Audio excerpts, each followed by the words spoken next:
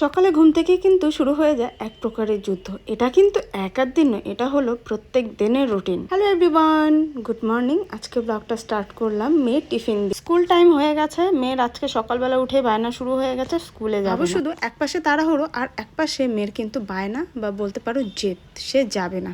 তো সেখানে আমি মেয়েকে বুঝিয়ে সুঝিয়ে, আমরা দুজনেই মেয়েকে বুঝিয়ে সুঝিয়ে রেডি করেই দেখো আজকে ওকে পাঠিয়ে দিলাম।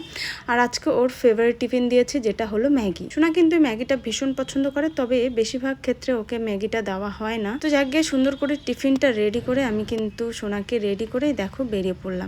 বাবা কি যে বলবো, মানে চলে গেল এই 10টা অবধি কি ধরনের একটা যে যুদ্ধ যায় সেটা তোমাদের আমি কি বলবো। তো যাই হোক, সোনা চলে গেল, বড়মশাই যাবে ওকে দিতে। এদিকে দেখো নিজের জন্য একটু খাবার বানাচ্ছিলাম, যেটা হলো দুধ, কলা আর হচ্ছে মুড়ি দিয়ে খাবো। এটা কিন্তু আমার ভীষণ ভালো লাগে, সকালবেলার টাইমে এগুলো খেতে কিন্তু বেশ ভালো লাগে। অনেকে আমাকে বলে, জানো তো তুমি এত রোগা হয়ে যাচ্ছ কেন, এত রোগা হয়ে যাচ্ছ, আরে এভাবে খাও, এভাবে একটু হালকা পাতলা খাও, দেখবে এমনিতেই রোগা হয়ে যাবে। এটা কিন্তু একদমই না। খাওয়া দাওয়ার দিক থেকে আমি একদমই ডায়েট করি না বা খাওয়া দাওয়া মেনটেন করে একদমই চলি না। তবে দিন দিন রোগা হয়ে যাচ্ছে, হয়তো পরিশ্রমের কারণে। দিনে দিনে পরিশ্রমটা কিন্তু প্রচুর পরিমাণে বাড়ছে। তাই হলো মেন কথা, যদি বসে খেতাম তাহলে হয়তো একটু মোটা হতাম। আর যেহেতু এতটা পরিশ্রম হয় সারা দিনে, বুঝতেই পারো একা সংসার, সমস্ত কিছুই দৌড়ে দৌড়ে করতে হয়। এই কথাটা আমি বললাম কেন বলো তো, বাবার বাড়ির বেশিরভাগ লোকই আমাকে বলে যে আমি এত রোগা হচ্ছি কেন, আমি এত রোগা হচ্ছি কেন।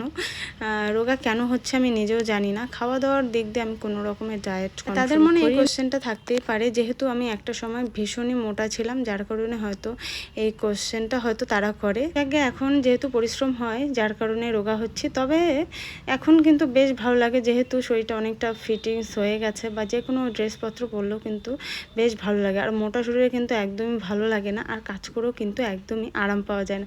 যেহেতু আমার সিজারের পর আমি মোটা হয়ে গেছিলাম, তো তখন কিন্তু আমি ভীষণ মানে অস্বস্তি বোধ লাগতো আমার, যার কারণে সেই তুলনায় এই চেহারাটা কিন্তু আমার একদম পারফেক্ট। তো আজকে দেখো পাতলা করে মসুর ডাল, তারপর ছোট মাছ নিয়ে এসেছিলো, যেটা আমি চচ্চড়ি করেছি ডাটা, আলু, বেগুন দিয়ে। মাই গড, ছাদে এসে আই এম তো জাস্ট অবাক। কেন বলছি, দেখে মনে হচ্ছে আমি যেন একদম স্বর্গ দেখতে পাচ্ছি। দেখতে পাচ্ছ আকাশটা কি পরিমাণে সুন্দর লাগছে, সেটা আমি তোমাদের কি বলবো। ভীষণ ভীষণ ভীষণই সুন্দর লাগছিল আকাশটা। তবে কাজ এখনো কমপ্লিট হয়নি। তোমরা ভাবছো কাজ আমার কমপ্লিট, একদমই কিন্তু কাজ কমপ্লিট হয়নি। এই যে মোছা কোচা চলছে, এরপরে মেয়ে চলে আসবে স্কুল থেকে। রান্না কমপ্লিট করার পর প্রচুর কাজ থাকে, সেগুলো দেখো কমপ্লিট করে গুছিয়ে সুন্দরভাবে গুছিয়ে রেখে এখন যাব স্নান করতে। প্রচুর পরিমাণে গরম লাগছে।